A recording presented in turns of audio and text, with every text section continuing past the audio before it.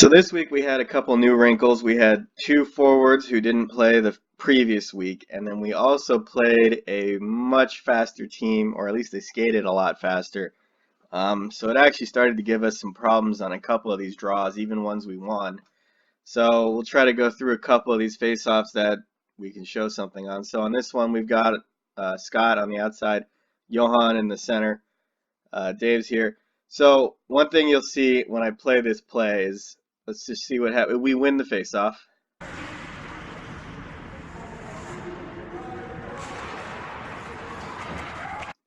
So right here, we've already got their right winger. He's coming in, and so if that pass around the boards to Scott on the outside isn't anywhere hard enough to get past this guy, he's got easy interception, I guess. So the problem here is you can see right here. So we have these two guys in the middle. We got Dave, we've got Johan. I think from what I saw when running the play, they mentioned that you can set up sort of a soft pick on that winger to kind of give our defenseman a little more time to get the puck around. And, it's ultimately ends up being Dave's guy on the inside because he'll be guarding that post, and that's where that guy will be coming. So if Johan kind of lines up on the other side, maybe just bumps him a little, just delays it just a little bit. But he does end up going out to the point, Johan does, so he does his job. I think if we just drive him on the other side and maybe just nudge the other guy a little bit so, we don't end up, if something happens with this pass, maybe it banks off the boards funny, or if it goes off the glass and he's wide open right here. Ultimately, we weren't able to get the puck all the way around quick enough to Scott, so this guy was able to get it. So now Dave's going to try to support, but he comes in a little too high. He should be almost supporting down low beneath him. So as the puck starts to get, tangled around down here. So Dave's up here, and the puck will ultimately end up down in the corner. So now that it starts to head down the corner, you see Eric start to head down to the corner too. So we've got both our defensemen watching the puck in the corner. Scott's on the boards. Andrew got a little high, and then Johan is on his man. Johan's in position. The problem is we left this guy wide open in the middle, and he's their best player. So right now, he's all alone in the slot, and you'll even see Brandon pointed out right there. So Andrew does come back, so that's important because he's able to keep a stick in the lane, and they aren't able to get a good pass through. So we end up turning it over and then getting out of the zone. But it kind of all started without a hard pass around the boards. So if we can work on that,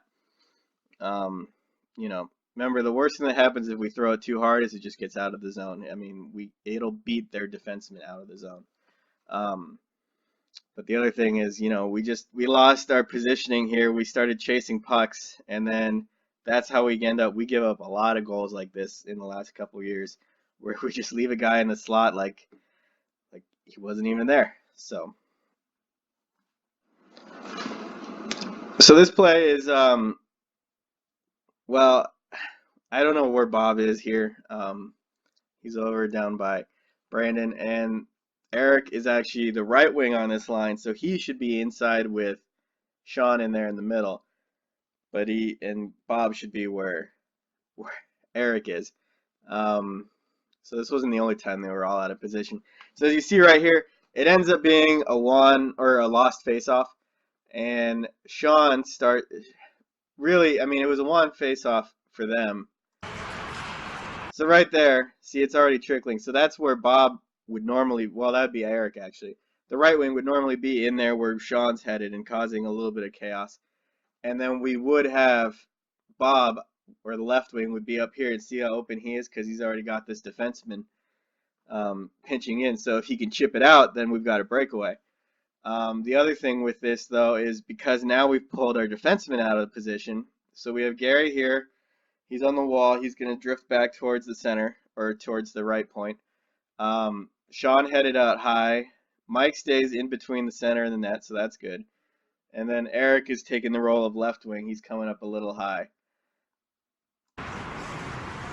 So now Sean's all the way up by the point. Eric's coming over. He's starting to get back to his right wing. So we have no one really here. So once again, Brandon's pointing out that we left another guy open in front. Maybe we should listen to him. We'll just give him a microphone. Mike's coming back to help out. Gary's a little high right now, position-wise. Bob likes to run all over the place, so he's actually trying to help out because Sean got a little too out of position. So now Eric's in position. He's actually able to get a good stick on the play and break the pass. Breaks the play up, and Bob, who was a little too low, luckily he can skate pretty quick, so he's able to get here to intercept it. Well, he misses, but we are able to clear the zone out of a lost faceoff, which is the most important thing. They didn't get a shot out of it, but we made that a lot harder than it needed to be.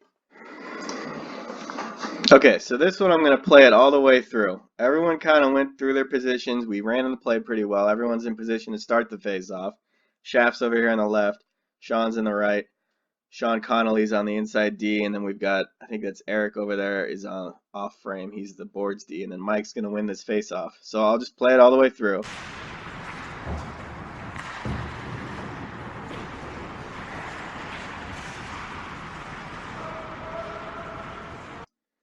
So we are able to get it out of the zone. We got the pass to Eric. Once again, it was a little slower, just like a previous play. Sean's watching. He's getting open. We've got Mike coming into position for that low-level pass. Sean's in between. He's got this guy. So the only thing you didn't notice in that video was you didn't hear anybody call for a pass or anybody talk to anybody. So what you could see right here in this freeze frame is Eric doesn't have a clue what's going on behind him, and you can see all this open ice. So right now literally everyone's eye is on the puck, which is okay. And so once Eric gets the puck, he's already going to have this right wing on him because it's a little bit of a slower pass. So right here, he's got the puck and he's got to make a quick decision. Now, most of the time what I've learned is everyone reacts quickly to sounds. So if you say boards, or if you yell center, or if you yell whatever, you can usually spark, this guy's going to make not a panic move, but Eric's got to make a quick decision with the puck. And if you can influence it by helping him and saying, go up the boards. Like right now, you can see if he just does a soft chip up the boards, that's an easy play for Sean to pick. He could probably easily get past this defenseman up here, and Mike's already high enough. So Eric makes the play. He makes a pass to Mike. So we're able to get it out. He was able to catch the pass. We're able to get it up to Sean. And then we're out of the zone. So it worked out, but, we can make this a lot better if we communicate out there. You don't have to say whole sentences. You can just say boards or up or call for it or something. That's all over the ice, The only person you normally, I hear a lot of Eric Ferguson too much sometimes. But, yeah, so we just got to help each other out, if Eric doesn't know and he makes one play and then it goes to the other guy, well, you can't really fault him because we didn't tell him that something wasn't open or not.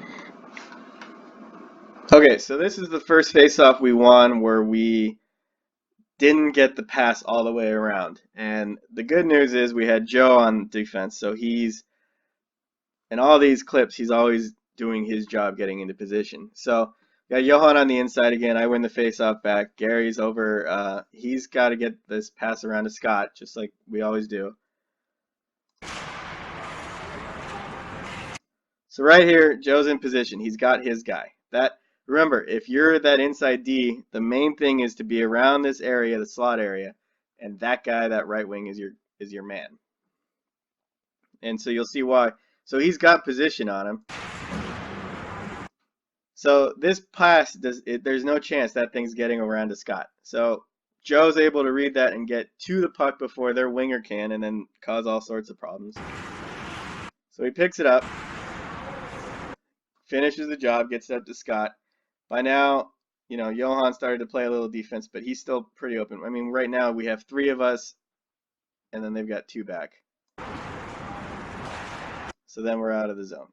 So, if that D-man starts kind of wandering, this guy right here, 5, if he's not right in position, then he's not able to help for the backup plan, which is if we mess up the rim pass, he's kind of the guy. I mean, in this way, he kind of helped it along, but he's also there and able to keep a man on in case they intercept it, which is what these guys were looking to do on a lot of these because we weren't getting around the boards too quick.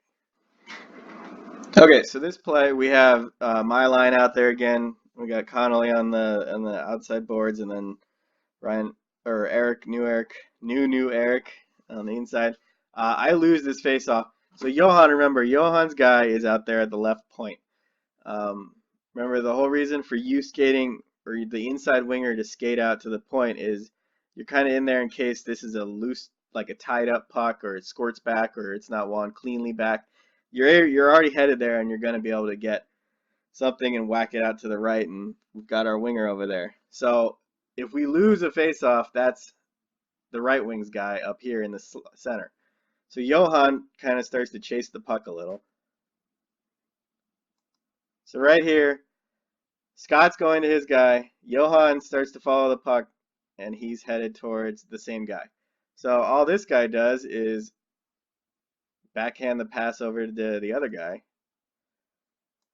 And this guy comes in, and so now we've got their guys, 3 guys, and then we have their D-mans coming in. So Johan's now out of the play. Right, new Eric's in good position, and I need to come back now.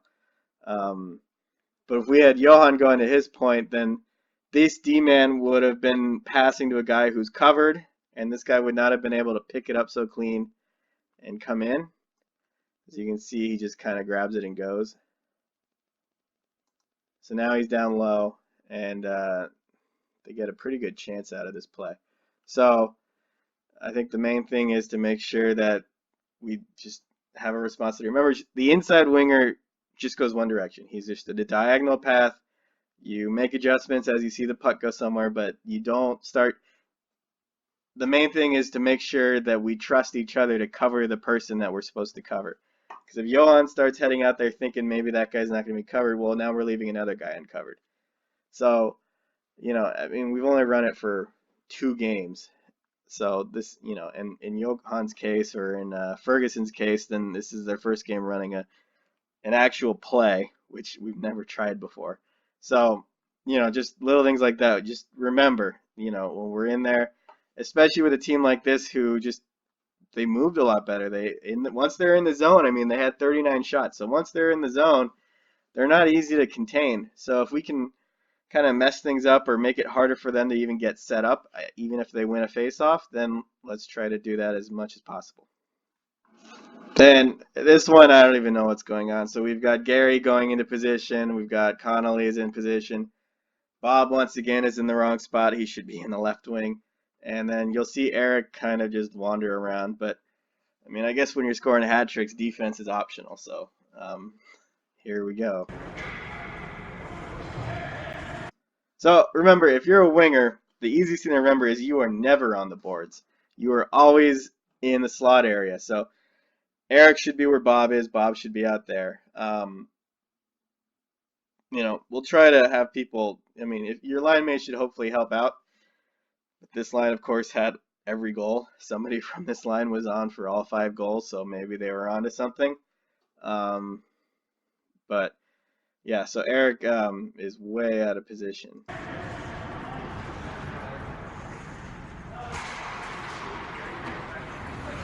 Luckily, he's able to get back, and we're able to make a play out of it. Although, again, Bob did.